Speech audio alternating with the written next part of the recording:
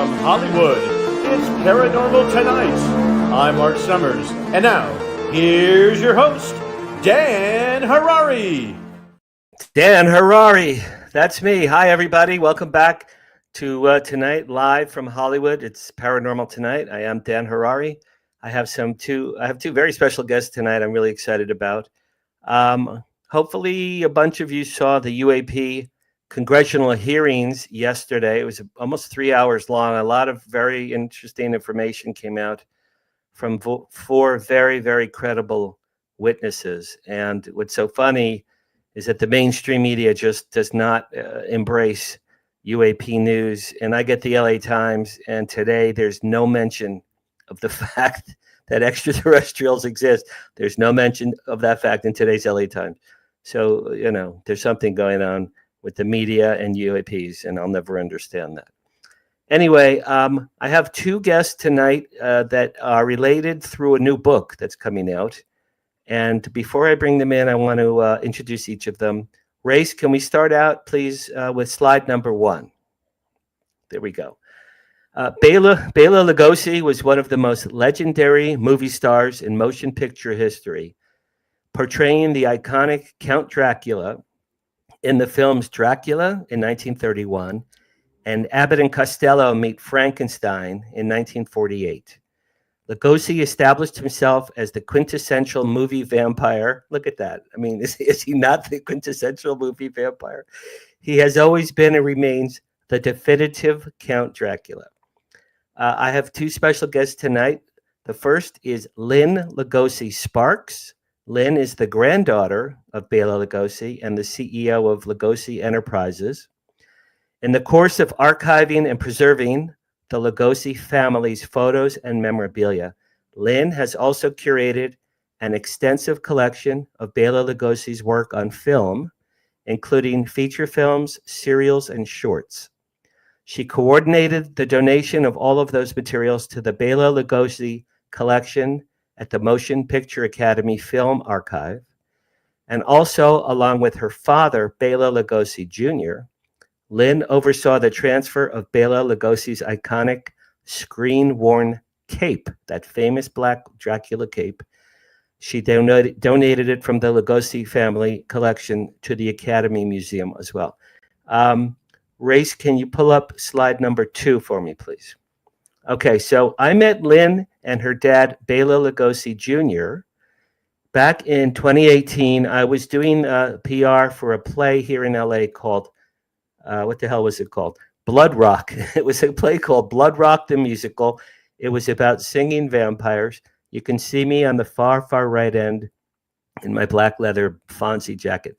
In the middle of this wonderful photo is a man with a light blue shirt and white hair. That's Bela Lugosi Jr. His dad was Count Dracula. So I love this photo. This is one of my prized possessions in my PR career. I thought that was a lot of fun. And that's when I met LYNNE and Bela Lugosi Jr. that evening. All right, Brace, we can kill that one. My second guest tonight is Robert Kramer, who began his journalistic career as a syndicated columnist at The Hollywood Reporter. And later, he was a regular contributor to the entertainment section of the San Francisco Chronicle, a feature story writer for other newspapers along the West Coast, and an author of a number of books. Working closely with LYNNE Lugosi Sparks, Bob authored the upcoming book, and we're going to talk about this tonight, Lugosi, the Man Behind the Cape. So, Race, let's bring in LYNNE and Bob. There we go. Hi, Dan. Thanks for having us. Thank you. Thank you. Hey, Bob, nice to meet you, man. Nice to meet you, too. LYNNE, I hope everything I said was correct. Yeah, you did a great job. That's very sweet. Thank you very much. All right, so LYNNE, let's start with you. And forgive me, I have my questions here. I'm pretending this, but I'm looking over here a little bit. For members of the younger generation who might not know, who was Bela Lugosi, and why do you think he remains so iconic today? Well, you did a great job kind of summing up that picture that you started out with for Dracula, but I think we could say he's considered the original Dracula. Others played the character on the screen, namely Nosferatu, but he really created the Dracula that young people would consider in pop culture as to be the iconic character.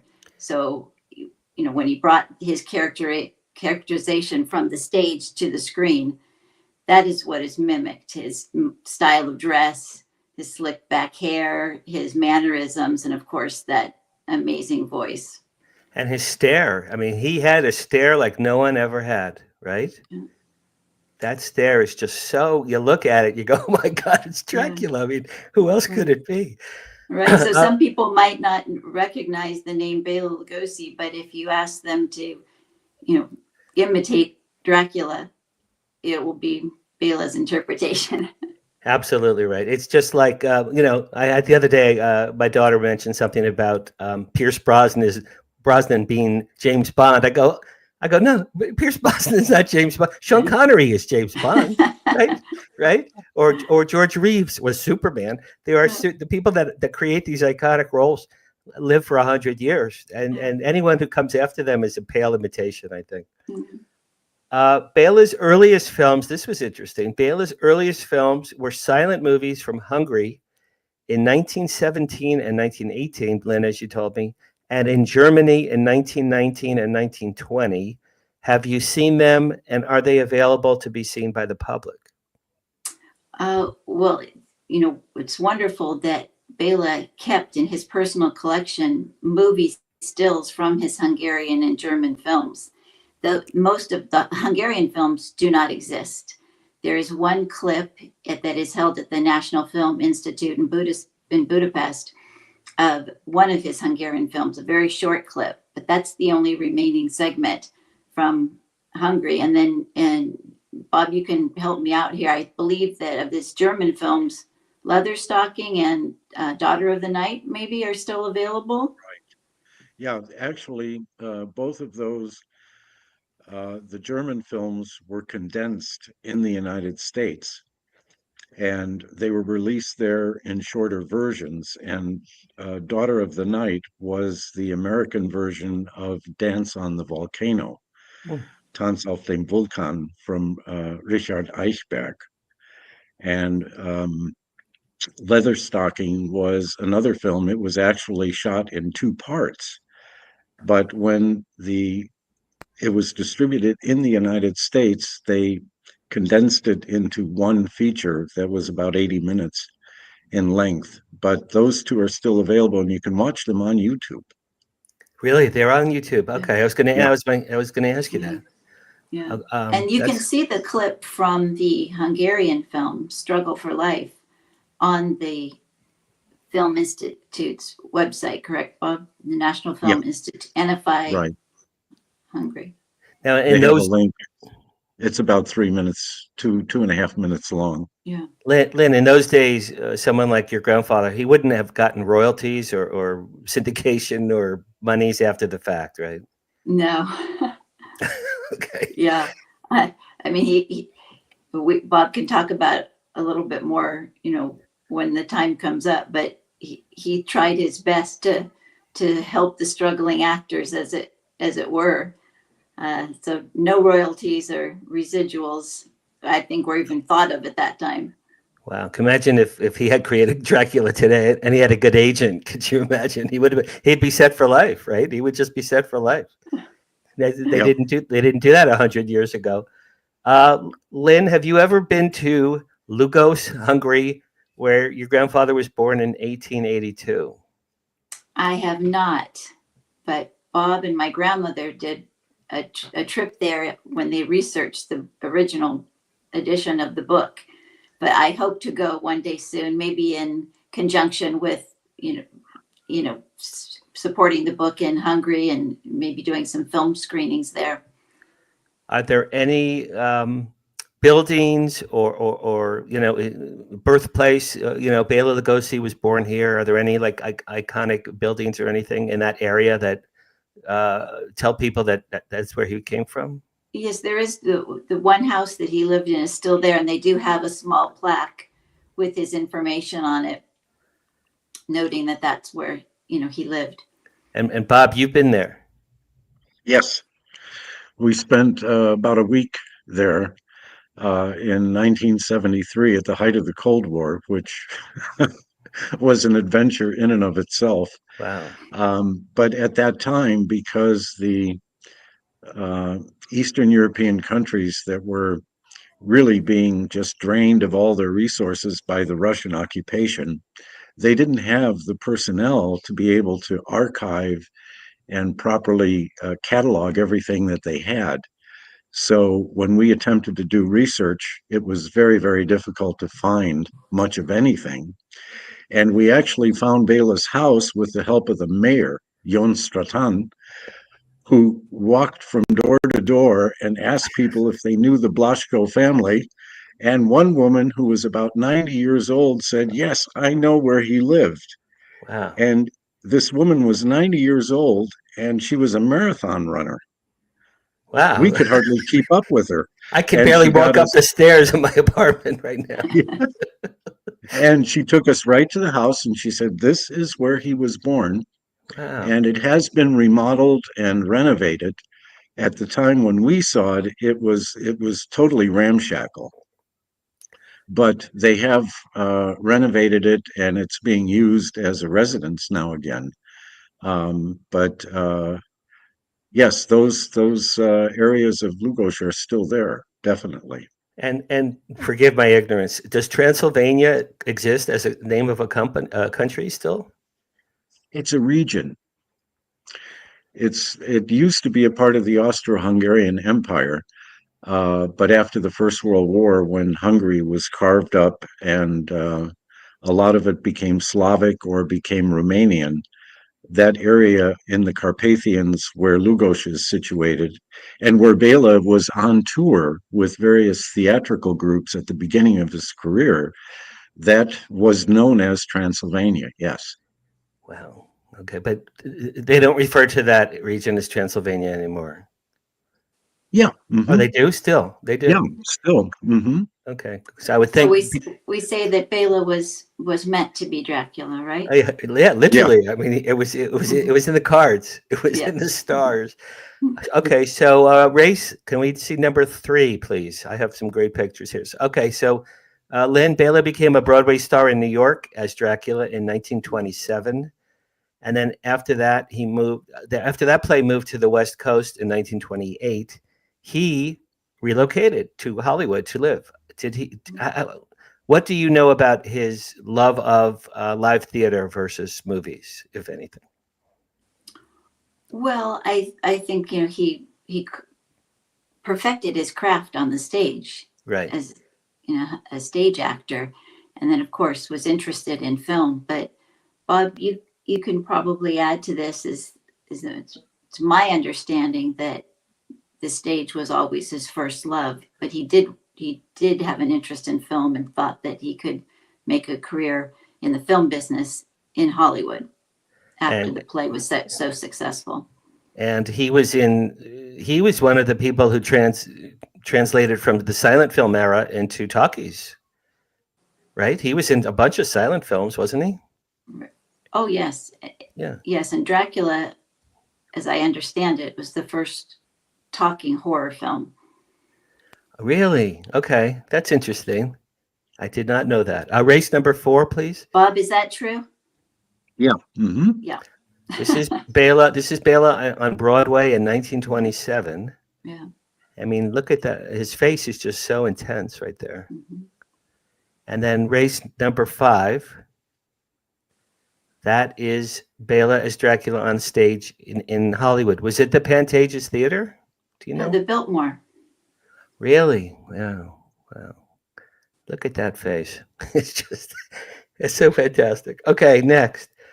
In addition to his classic Dracula film in 1931, that's the one we all know and love, he also appeared in one of my all-time favorite comedies, which is Abbott and Costello Meet Frankenstein. I love that movie so much. In 1948, Race, can we see number 6, please?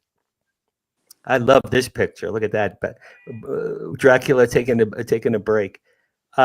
Lynn, did he enjoy doing comedies? Do you know? I believe so. All I know is from my dad's recollection of conversations that he had with him is that he, in addition to comedy, he wanted to act in a variety of different roles, not necessarily just horror, science fiction, but so he had a good sense of humor. I've run into fans who have met actresses at conventions that had worked with him, and they all say that he was just a wonderful, sweet man and had a really great sense of humor. You can see that he was able to bring that sense of humor to his role as Igor in Son of Frankenstein. Right. I have that. We'll look at that in a minute. Race number 7, please. Now, is that your grandmother? Yes. Okay, so tell us a little bit about this picture. Well, I think Bob has a great story about that because he was fortunate enough to spend a lot of time with my grandmother where she was able to tell him all of these stories firsthand of her experience having to jump in and act when necessary when they were doing some of the vaudeville shows, Okay. Dracula. Okay, Bob, this was a vaudeville live theater. Right. And this was an excerpt from the stage play in which Dracula comes in through the window in the film and hypnotizes the nurse looking after Lucy Harker. And what they did with this shortened version was that Bela said, as long as Lillian is driving him, because he never learned to drive, he never wanted to drive, Right. and she had to drive him across country for these vaudeville and stage play tours. And he said, well, you might as well do the honors and be the nurse at the same time. And she told me that she barely slept. She had only one or two lines, but she just was so nervous about forgetting her lines that she could hardly sleep and was keeping Bela up at night when he wanted to get some rest because she was going over her two lines. And she said that he was very, very particular about how she reacted physically to his bite. Really? And yeah, he tried to coach her on exactly how she should react to that bite on the neck. And when they were doing the rehearsals, they found out at the very moment where he bites her on the neck, the lights go out, and there's a huge scream, and she couldn't do it. Oh, she was supposed to scream? She was supposed to scream, and she said my scream came out sort of like a half laugh and a giggle. And so they finally had to ask someone in the first row to take over the screen for That's Lillian. great. That's Yeah, great. but she said to me, Bob, that's not so bad because Fay Ray had to have her scream dubbed in King Kong, I'd heard that. which Yeah, which was also true. that's Well, so funny. I definitely got my acting ability from my grandmother then. Well, to me, looking at this picture, I'm reminded of the two of them look like Lucy and Desi of the horror genre, right? Right? They're Yeah. married couple. They're working together. They are the equivalent of Lucy and Desi in the horror genre. And I never Yeah. thought of that, but that's true. that's what came to me as soon as I saw this. Okay, let's see. Race number 8, please. Okay, so Lynn, Bela was 56 when your father, Bela Lugosi Jr., was born. Yes. That's him there, and that's with Boris Karloff, right? No, that's Bela playing the monster in Frankenstein Meets the Wolfman. Okay, I wasn't sure about that. Okay, I wasn't sure about that. Most people would think that was Boris Karloff, right? Mm-hmm. So that's your father and your grandfather. So when you look at that picture, do you just like go into a daze and like where look where I came from? Yeah, I'm so used to it by now, but it is quite a unique experience when you have pictures in your family photo album that look like this. That's just so great. I love this picture. And number 9, That is your dad with your granddad, and I believe that's on the set of Abbott and Costello. Is that right? Yes, yes, he has very nice memories of that day. He's in his military school uniform, and some people don't realize that he was in boarding school in Lake Elsinore from first grade through sixth grade, and so he came in his dress uniform to the set that day, and we have great pictures of him with Lon Chaney as the Wolf Man and Glenn Strange as the monster, and with Abbott and Costello. That's good. So how old? So he's about what, 12, 13? Your father? 10. 10. Wow. He's tall. Mm-hmm. This is a lovely picture. It looks like they got along pretty well. Would you say your dad had a good relationship with his father? Yes, he's always said nice things. It wasn't a typical relationship that a father and son would have if, my grandfather would have been younger. And he also was gone a lot. He constantly worked to support the family. And so they went on these longer, he and my grandmother would go for months at a time, weeks at a time, to do the stage tour and do events. And, he was gone. So there were periods of time when he didn't see his dad that often, but the time that they did have was very good family time. And your father was an only child, correct? Yes. Well, imagine imagine your father growing up. Yeah, my father's Dracula. Yeah, my father's Dracula. Well, for a period of time, like junior high school, really, he went by Bill Lugosi. My dad did, just to have that distance because, people would recognize his name. That lasted only for a couple of years, and then he realized that it was quite special to have that name, Bill Lugosi Jr., and he will tell us even to this day, almost not a day goes by where somebody doesn't recognize that name and ask him about it.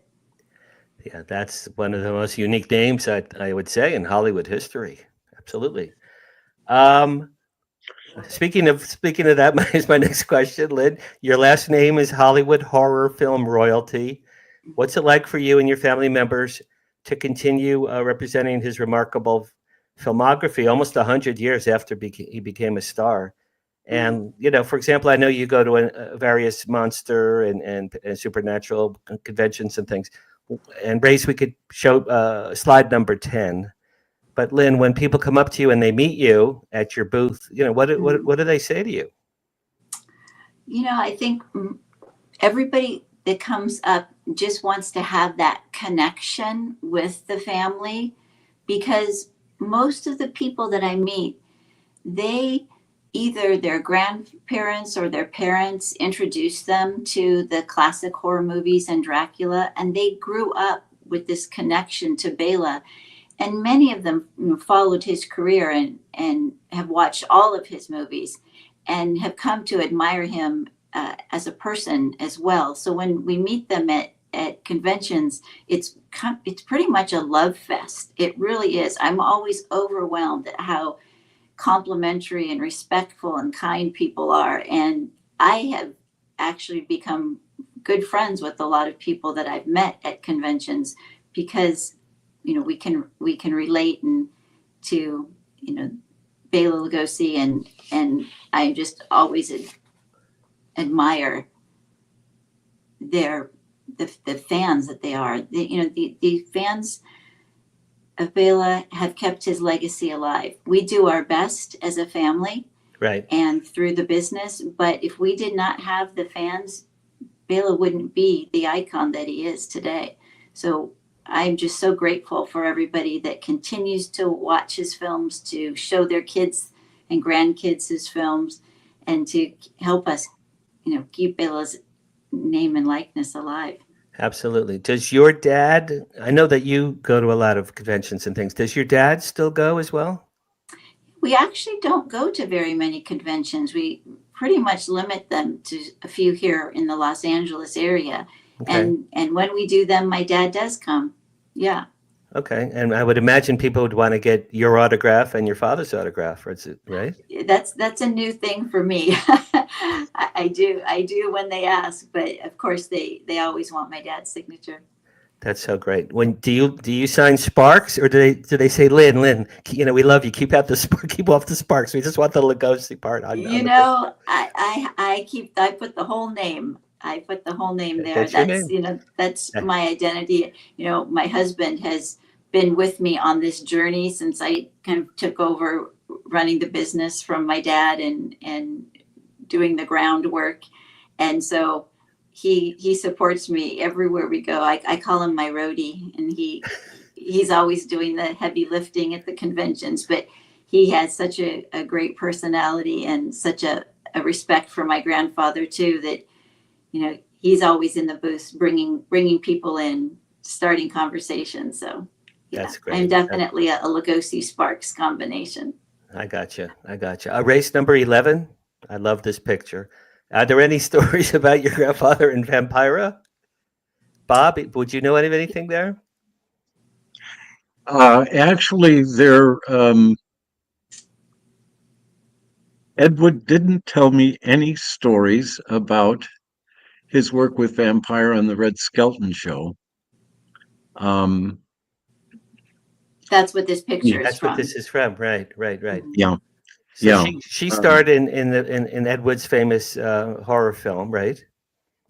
Plan 9 from Outer Space. Plan 9, but this Plan was 9 from Outer Space. This looks like backstage at the Red Skelton. It's so funny because Red Skelton's so funny. Like, can you imagine like if he was on the left of this picture, it would be so incongruous to see Red Skelton in there. But look at that photo, man. That's just so iconic. I love that picture. What was interesting was that a number of people who knew him and worked with him in different capacities told me often that the one thing that Bela had a great deal of trouble with was when comedians wanted to ad lib. He needed a set script and he needed set cues because even though his English was much improved, he still needed to have those cues set for what he was supposed to deliver as his lines. And what's interesting to note is that when you see this, for example, this Red Skelton episode is available on YouTube, and other comedy routines that he did in the 50s, you don't see that he's having the problems that these people claimed he had with ad-libbing. He seems to handle it very well. And Ed Wood told me that when he was getting ready to appear in the Bela Lugosi review in Las Vegas at the Silver Slipper Saloon, that the owner was looking at one of the rehearsals and said, "We've got to cancel him. He doesn't have any sense of humor." And Ed said, "No, I'll take care of it." And the problem turned out to be that Bela did not understand the puns and word plays in English. Okay. And Ed Wood sat down with him from late evening through the next morning to early afternoon when they had the final dress rehearsal and the owner was going to make a decision about whether he went on or not. He explained every joke to Bela, every nuance, every word play. And he said that when Bela went on stage for the rehearsal, you'd think he was a comedian for his entire life.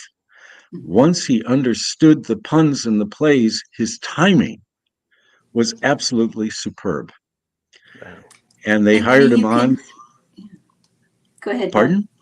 No, go ahead and finish. I'm sorry. They hired him on initially for a week. Every performance sold out long in advance. And then they hired him on for an indefinite period at double the salary. Wow. And when is this? 50s, 60s? This is 1955. 55. So he was like a peer with the Rat Pack when they were selling out Vegas. Yeah, Lynn's grandfather was probably selling out Vegas also. That's incredible. I never heard that before. Yeah, and at the age of 72, he had 2 performances a night, 5 nights a week, and 3 performances on Fridays and Saturdays at the age of 72. And this was just an incredible strain, on his health at that age. And unfortunately, he couldn't continue with it. He had to give it up. But he would have probably been as famous as the Rat Pack Yeah. He was a peer. Yeah, in Las Vegas. We can lose that picture now. I love that picture. I could Yeah, look at that all day. And Dan, you were asking before about if he enjoyed playing comic roles, but even if you listen to some of his radio shows that were funny, his timing is very good, and so he did have this sense of humor. Bob, we tell in the book the story of when he would have parties at his house, and the one time that he hired a comedian to act as a waiter and kind of fool everybody there.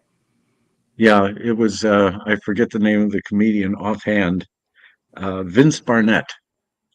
And he was sort of a slapstick comedian. And so he hired him on to serve hors d'oeuvres and drinks. And he was constantly tripping over carpets and sending canapes across the room. But Bela said nobody should nobody should be victimized by it. Right. And, but Did Lillian said, people laugh? Did people laugh, or were they like, "Who is this klutz?" no, they didn't understand that this was planned. They just thought he was a totally incompetent, like uncoordinated person. So they were trying to be polite and ignore it. But Lillian said there was one point where Vince was carrying drinks over to Tallulah Bankhead, and he tripped.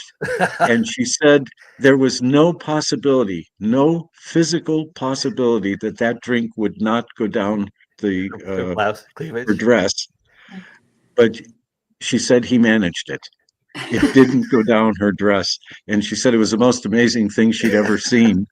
But they finally, Michael Curtis, at the end of the evening, he gave everybody the wrong coats, the wrong hats, the wrong wraps. And then Michael Curtis recognized Barnett and said, "Oh, that's Vince Barnett." And then naturally the whole gag dissipated, and everybody realized that it was just a joke the whole evening. Wow. And Bela was quite disappointed about that. He thought, gee, it would have been great to carry it all the way through right to the very end. It was a delayed reaction right at the tail end. Right. Wow. I represent Musso and Frank. It's a very famous Hollywood restaurant. And they have a story, they have a book, and one of their stories is in the mid-50s, Jerry Lewis came in the afternoon and he said, "Look, I have a big party of my friends tonight, but they're going to sit down. I'm going to be back in the kitchen. Put me in the red vest waiter's suit. Mm-hmm. And when they're all seated, I'm going to come out with trays and I'm going to spill things and throw things." And he did. And the whole restaurant was packed with people. And people, they said it was the funniest day in the history of Musso and Frank is when Jerry Lewis is throwing hors d'oeuvres and drinks at people. That would have been something to see that day. Yeah. Wow. Lynn, last question for you. Then we jump to Bob. Did your grandfather have a relationship with the Karloff family or with the Lon Chaney family? Did they go out partying and picking up chicks? Did they do anything together, those guys? Oh, my grandfather and them? Yeah, that's what I meant. Your grandfather, yeah. No, Bela and Boris had a nice relationship as far as both acting in similar films and together in films, but they didn't really socialize outside of the film work. And same with Lon Chaney Jr. as well? Yeah, I actually don't have any stories or any knowledge of them interacting at all. Interesting. I mean, I know that, it was in the early 90s that my dad, Sarah, Ron Chaney Jr., and Dwight Fry's son all met at a Famous Monsters convention. And that was the first time that the grandchildren and great-grandchild had ever met each other. And since that time, they've been friends. Because Bela and Lon Chaney and Boris Karloff, they were like the three Beatles of monster. They're the three icons of monsters. Yeah. And but they didn't pal around and play cards and go out drinking afterwards, I guess. So it just didn't happen. I understand that. Okay, Bob. Yo. You're working with Lynn on a new book, upcoming book called Bela Lugosi, Right. the man behind the cape. First of all, when does that come out? Oh, race number 12, please. Race number 12. There we go. There it is. There it is. Beautiful cover, by the way. Well, Dan, I want to jump in here and say, really, this is Bob's baby, and I've just had the great fortune to be able to work with him on this new edition and have curated the photos. But this is something that Bob it's been near and dear to his heart since the early 1970s. So wow, this is a long time coming to have the book out in this format with the full story of Bela that Bob researched with my grandmother, and with the addition of a huge amount of pictures. That's terrific. I love it. Yeah. Race, we can delete that one, please. All right. So, Bob, my question is, this is a huge task. You've been working on this for like 50 years. What more or less? What inspired you? Of course, it's a great choice, but what inspired you, and how did you go about pursuing such a daunting assignment like this? Well, there was only one way that I would have written the book, and that was with the full cooperation of the family. Right. Because my goal, and the title reflects exactly what I always wanted to do, I wanted to find out about the man behind the character of Dracula. Because I always felt when I saw his films, he conveyed roles in a way that was completely different from other actors. And I just felt there was more there. There was some substance there beneath the surface that we needed to get to understand how this man could create so many unique roles in film history and on the stage. For example, the critics applauded Bela's interpretation of Jonathan Brewster in the stage play Arsenic and Old Lace as being better in many, many ways than Boris Karloff's. And that role was created for Boris Karloff. Maybe that's why they didn't go out partying. Maybe Boris was a little bit jealous. But Bela brought things to roles that other actors simply didn't. And a part of that was due to his drawing on the vast reservoir of experiences, many tragic, some very dramatic, and some very comical, from his personal life. He had a personal life that no other actor has had. None. Absolutely none. And it's full of drama, it's full of excitement, and it's full of inspiration, because he was a remarkable individual, not just a remarkable actor. And the second thing that I think contributed to his lasting legacy and interesting new generations of people in his films was the fact that he did what Lillian called communing with his character. And what she meant by that was that he would shut himself off for days and sometimes weeks, developing a history of this character. He gave the character flesh and bones, a history, a story.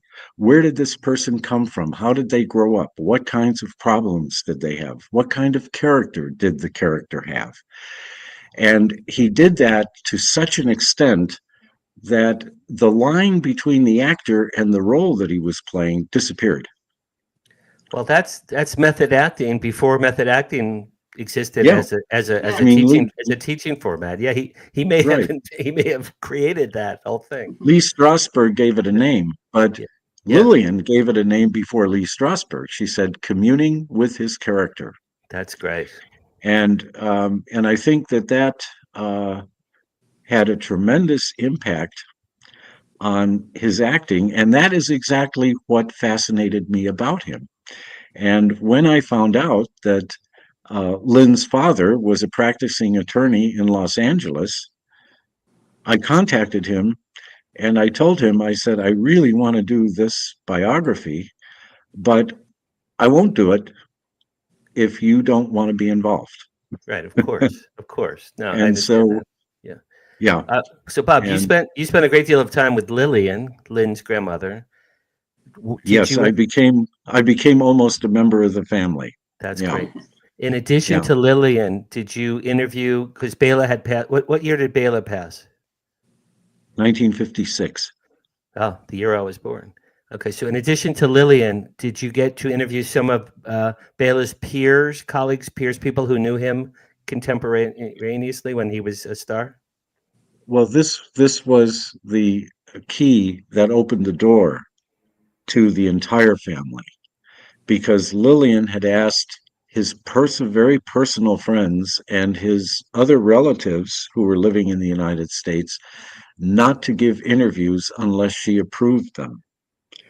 And so what this meant was, when we had met to discuss the approach to the book, we agreed completely on how to deal with it.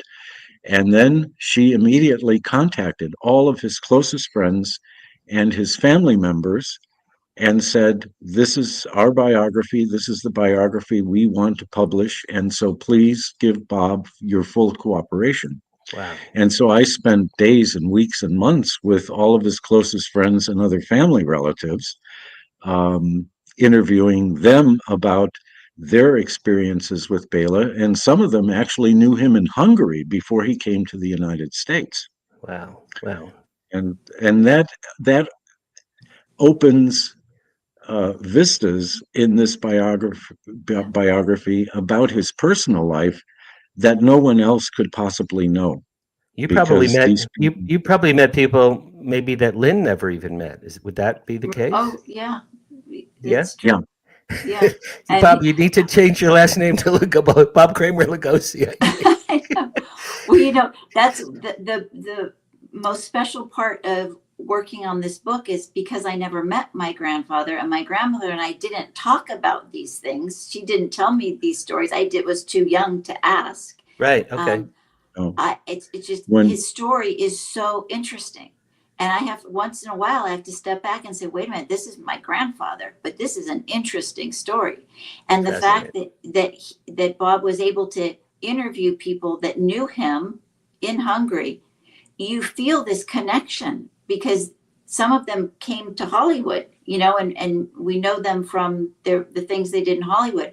So you are transported back to when he was a child, when he was a struggling actor on the stage, through his rise, on stage in Budapest, through his service in World War I, getting injured 3 times, and then coming to the United States in his career. So this biography, it is the man behind the keep. You get the full breadth of his life. It's the definitive biography, and it's the family authorized biography. It's the only one of its kind. Yeah. All right. We have a whole bunch of cool photos I wanted to get to. Race, can we see number 13? So this, I believe, Lynn, is the oldest picture you sent me. How old is Bela here? Oh my goodness. I think what was that picture from, like 1917? 1910, actually. Or let me 1910. No, 1910, right. Oh, that's a stage yeah, that's picture. Debrecen. So is that when he's beginning his stage career at this point? He started his stage career in 1902, traveling with local theater groups throughout Transylvania. And the theater troops he worked with normally would play the winter season, the regular theatrical season, in a particular city like Debrecen or Temeswar. And then in the summers, they would go on tours and travel through the smaller towns in Transylvania. And this was at the end of that Transylvanian period in his career, where he was in Debrecen. And from there, he went on to Szeged, where he played Romeo in Romeo and Juliet. And he was so successful in that he interested the two major theatrical facilities in Budapest, the Royal Theatre and the National Theatre, in hiring him, and both of them offered him contracts in 1911. Wow. And he decided to go with the Royal Theatre because they gave him more money. That's great. This picture reminds me of Harry Houdini. Race number 14, please. So Who would ever think that Jesus Christ would morph into Dracula? But that's Bela Lugosi as Jesus. In what year? What year? 1912. This is 1912, 1913. Wow. It was after he terminated his contract with the Royal Theatre because he didn't feel he was advancing fast enough. Okay. And he went back to the National Theatre and said, well, I'll entertain a contract from you. But the director of the theater, Imre Toth, said, you're not going to do that to us. You were very, very snobbish when you turned our contract down and accepted the contract for the Royal Theatre. So now I'm going to make you wait. And in that period of time, he appeared in the Hungarian theater, Magyar Színház, as Jesus Christ.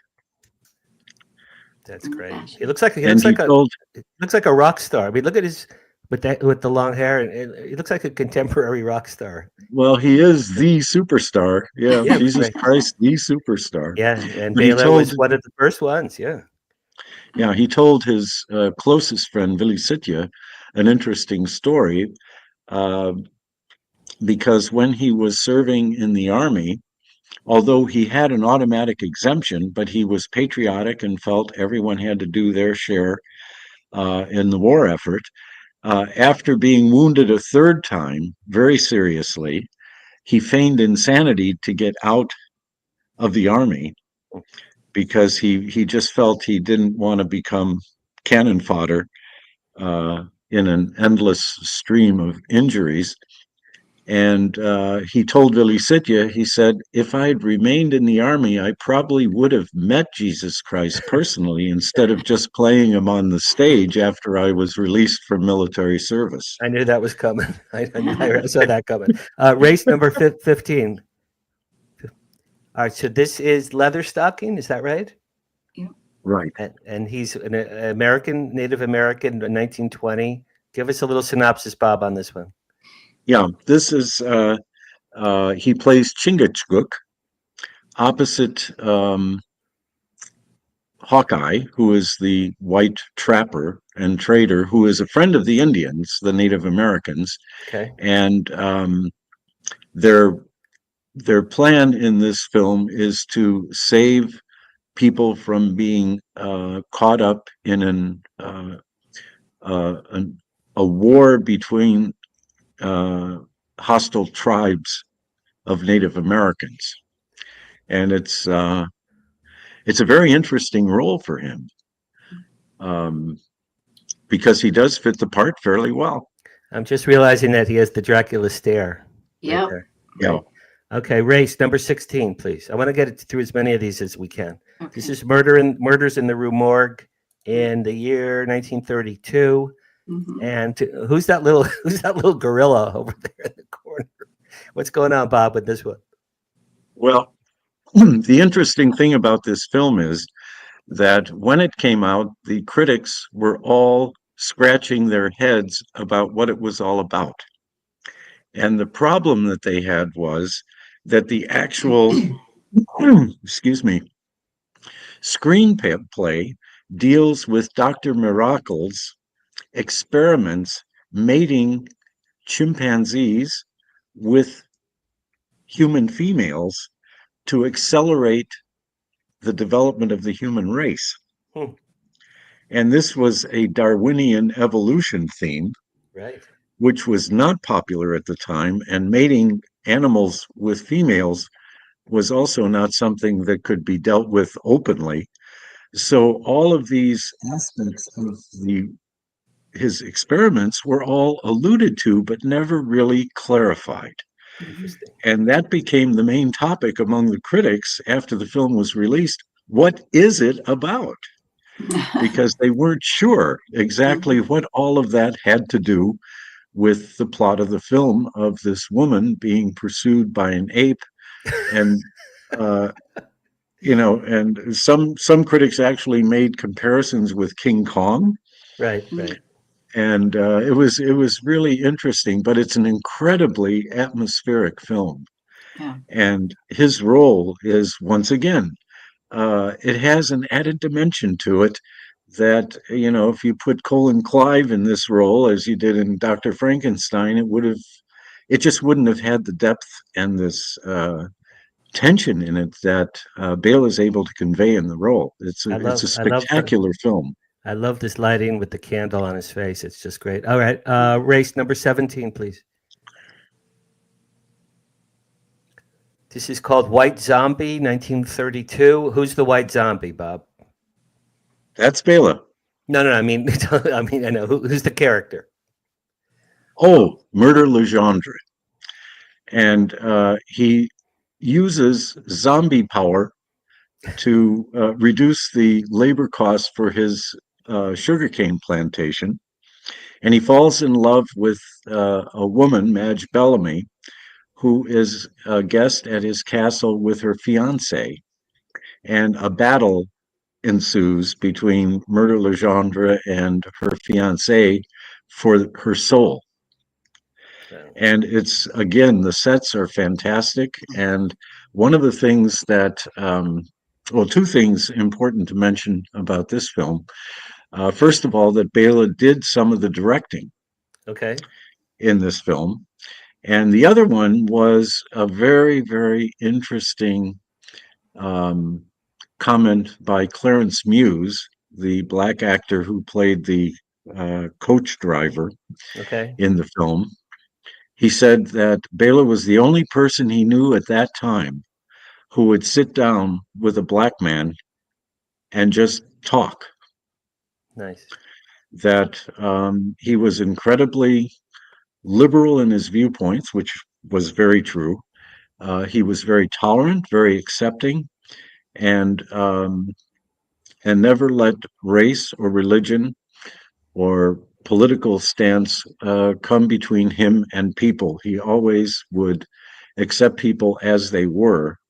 And Clarence Muse said that he was really remarkable in that respect because that never happened on Hollywood sets at that time. He said you worked together when you had something to accomplish with regards to the film, but during the breaks or after the shooting schedule was finished, you went your separate ways. And he said Bela always invited him to the parties that he had at the Hungaria House, Magyar House in Los Angeles, and to some of his personal parties. That's terrific. He seemed like a hell of a great guy. We only have a few minutes left, and I can't get to all the images I wanted to. Race, can you show us number 20, please? Number 20. So that is Igor from Son of Frankenstein. That's Bela, right? Yeah. And this was I'll do it quickly. Roland V. Lee was the director, and he was told by Universal to shoot Bela's scenes in no more than 5 days. They didn't want to pay him anything for the roles, even though he had been unemployed during the hiatus in horror film production for 2.5 years. And Universal still wanted to punish him. And Roland V. Lee told Lillian, he said, I'm going to keep him on the set from the first day of production to the very last day, and he's going to make every bit as much as Boris Karloff. And I'm going to let him develop this character in the way that he wants to portray it. And what happened? He was the star of the show. Nobody even mentioned Karloff. Wow.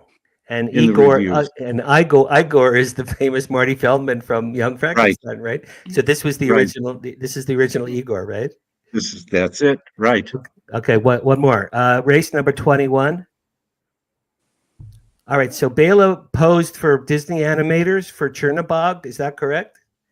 Yes, I should have sent you. We have, it was recently discovered in the last few years, a photo of Bela with his shirt off, with his arms raised from the live action film that he posed for the Disney artist for this character.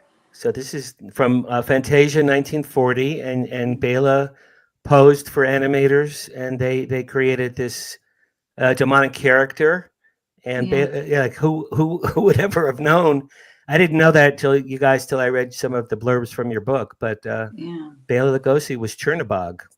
Well, I think they ultimately, the artist used a younger model that had, what was more, had the musculature that they were looking for. But there's Right. no doubt in anyone's mind that the movements and the hand movements and the gestures were influenced by Bela.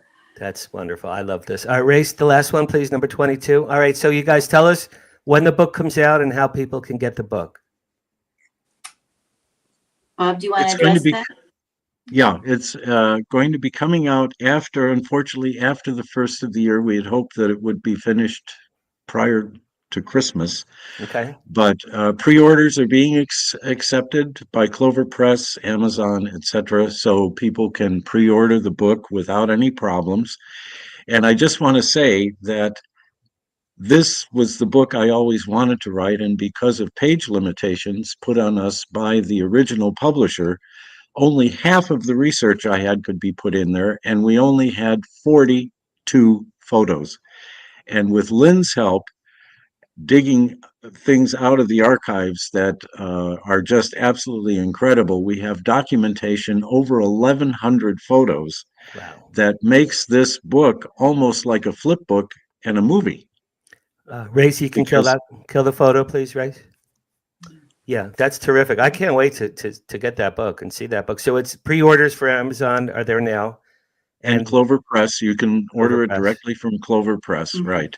Okay, and then early in the new year, we can go out and get it. It could be a delayed Christmas gift, I suppose, right? Yeah. Yeah. Well, what anticipation is everything. That's great. I could do another hour with you guys, but I have to wrap this up. Lynn, thank you so much. I'm so glad we're friends. Thank you. And Bob, I'm so glad to meet you guys. You guys are terrific. This was really a wonderful show. You sent so many wonderful photos. There was about 6 that we couldn't get to.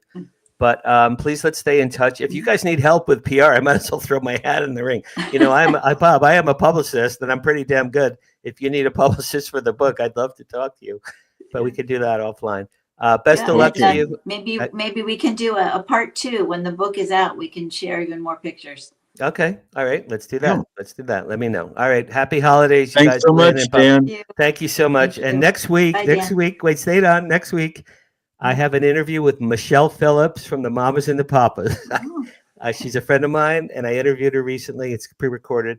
But if you were a Mamas and Papas fan, it's the definitive Michelle Phillips interview. She talks about everything. No holds barred. Yep. So, I interviewed Mackenzie. Oh, yeah? Her daughter. So give her my best. Well, Mackenzie wasn't her daughter. Mackenzie was her stepdaughter.